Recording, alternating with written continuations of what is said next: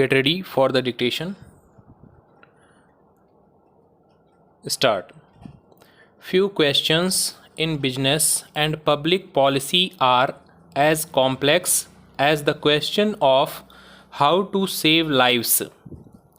Lives matter not only of those who are fortunate to live in more developed regions, but also of those who live in less developed regions.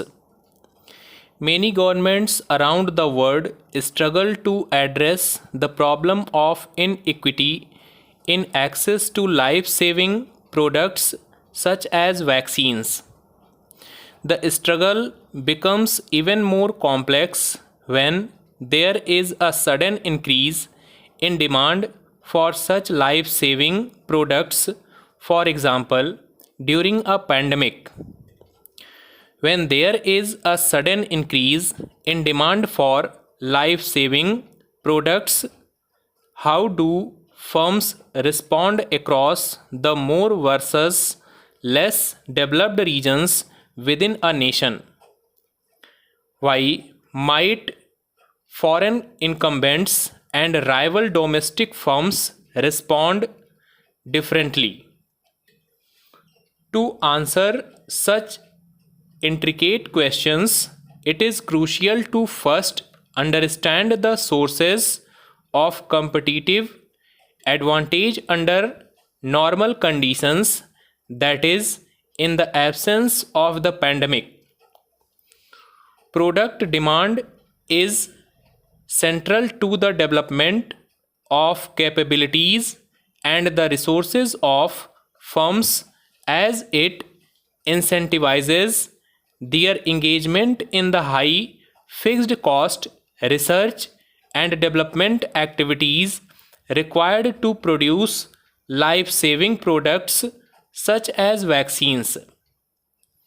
Typically, in developing economies, relatively muted demand for prophylactic products, that is, products for which consumer pays now for some uncertain benefits in future due to lower disposable income and present bias, serves as a disincentive for domestic firms as they fear they may not sell enough vaccines at a price sufficient to recover their costs.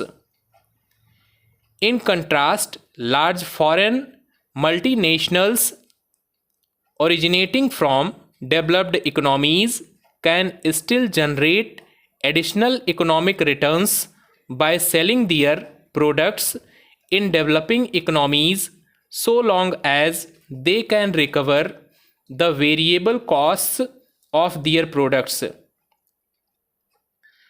Therefore, ceteris paribus, greater demand for prophylactic products in developed economies relative to developing economies enable MNEs from developed economies to become dominant incumbents in prophylactic product markets in developing economies.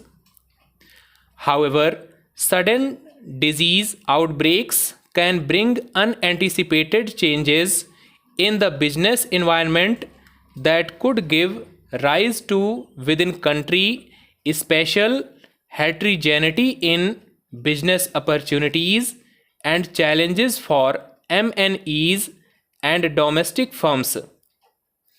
It is not straightforward to predict how these different kinds of firms will strategically respond to such changes.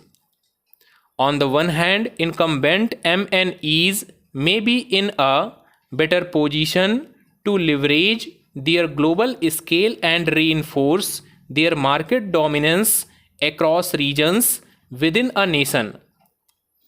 On the other hand, however, MNEs may face greater opportunity costs in serving the underdeveloped regions under a condition when there is a spike in global demand.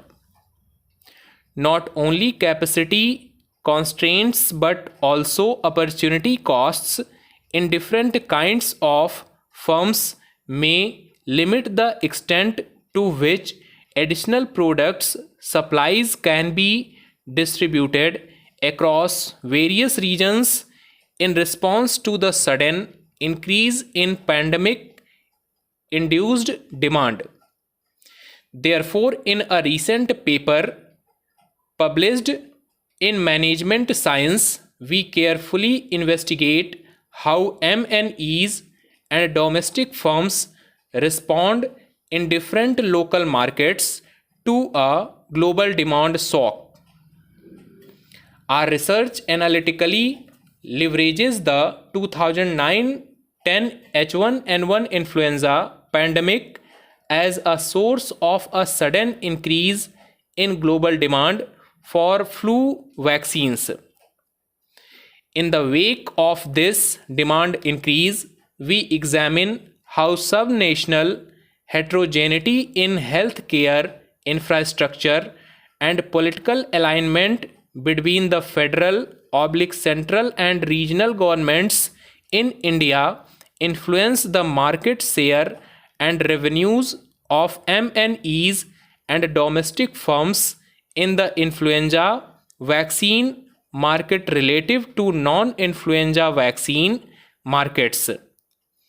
We find strong evidence of a decline in the market share of MNEs in regions on an average. Intriguingly, however, the market share of MNEs fell much more in regions low in per capita public health expenditures and a lack of political alignment between federal regional governments. It was not as if the revenues of MNEs decreased.